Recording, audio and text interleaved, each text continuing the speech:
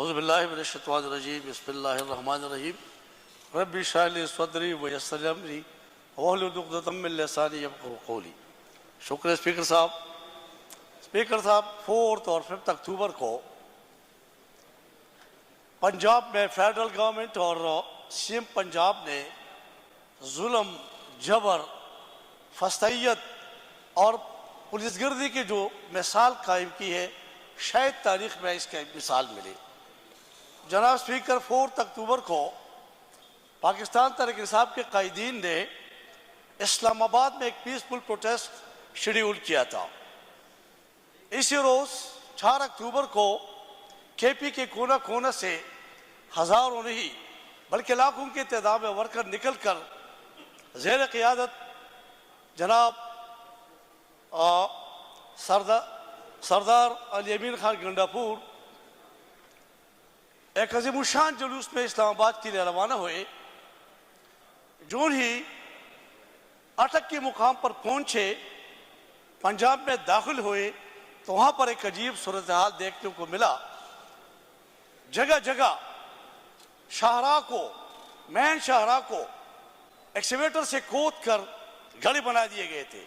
सामान से भरे हुए कंटेनर और ट्रक सड़क के दरमियान खड़ी किए थे।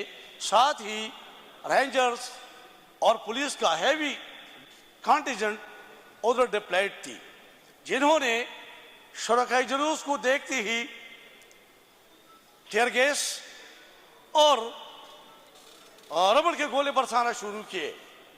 साथ ही फायरिंग का सिलसिला भी शुरू किया। मगर इस सब कुछ के बावजूद जब वो कुछ न कर सके तो फिर ड्रोन और हेलीकॉप्टर से जहरीले गैस और कुछ मवाद बरसाना शुरू किया। जनाब स्पीकर, हमारे वर्कर जान पेशानी से ये रुकावट अबूर करते हुए आगे की तरफ बढ़ते रहे। 5 अक्टूबर को जब हम इस्लामाबाद जी चौक पहुंचे तो वहां जुल्म की एक और दास्तान शुरू हुआ। वहां पुलिस और रेंजर ने दोबारा शेलिंग और फायरिंग का सिलसिला जारी किया, जिससे हमारे बहुत सारे वर्कर जख्मी और 1-2 शहीद भी हुए। जनाब स्पीकर, साथ ही हमारी गाड़ियों पर भी दावा बोल दिया। मेरे ख्याल में तारीख में इस फस्तैयत की मिसाल नहीं मिलती है। जनाब स्पीकर, हैरानगी की बात है कि हमारा जुलूस तो पुरअमन था, पीसफुल था, यहाँ तक कि हमने एक गमला तक नहीं तोड़ा था। फिर नौबत यहाँ तक क्यों पहुँचाई गई? मेरे ख्याल में ये सब कुछ एक तहत प्लानिंग के तहत हुआ है, एक खास मकसद के तहत हुआ है। और मैं ये भी कहना चाहता हूँ कि 4 और 5 अक्टूबर को इस्लामाबाद फ़लस्तीन और कश्मीर का मंजर पेश करता रहा। यहाँ इंसानियत की तज़लील होती रही, पुलिस गर्दी होती रही, जुर्म और जबर होता रहा। वहाँ के अकाबिरीन, फेडरल और पंजाब के अकाबिरीन ये देखकर इस जुल्म और बर्बरियत से लुत्फ़अंदोज़ होते रहे। जनाब स्पीकर, इसी रोज़ केपी हाउस, जो कि हमारी सूबा की प्रॉपर्टी है, प्रोविंस की प्रॉपर्टी है, हमारा भी है और अपोजिशन भाइयों का भी है, इस पर दावा बोल दिया।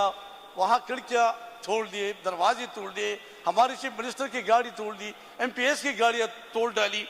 मेरे ख्याल में कानून और आइन को पाँव तले रोन डालना ये उनका आदत है।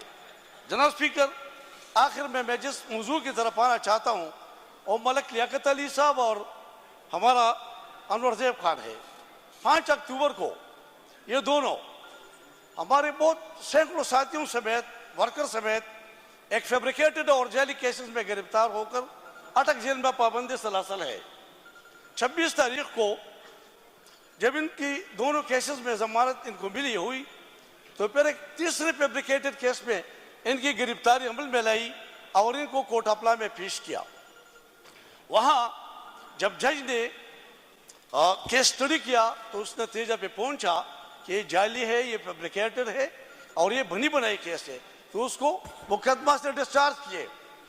लेकिन रिहाई के बजाय इनको दोबारा हथकड़ियाँ डालकर अटक जेल रवाना किए। इनके साथ 3 प्रेसिडेंट थे, जिसमें हमारे 82 और साथी भी सवार थे। संजानी की हदूद में जब पहुंचे हैं तो इन्होंने गाड़ियां रुकवाई है और पुलिस ने इनको कहा है कि आप भाग जाए, आपके साथ ज्यादती हो रही है, जुल्म हो रहा है, आप राय फरार इख्तियार करो। इन्होंने राय फरार इख्तियार न की तो फिर इन्होंने वहां की पुलिस ने अपने गाड़ियों प्रेसिडेंट के गाड़ियों पर फायरिंग खोल दिया, टायर पर ब्रश मार दिए, शीशे तोड़ दिए और ये ड्रामा रचाया कि ये मुलजिमान भी भाग गए और हमारे एमपीएस का भी कहा कि ये भी भाग गए।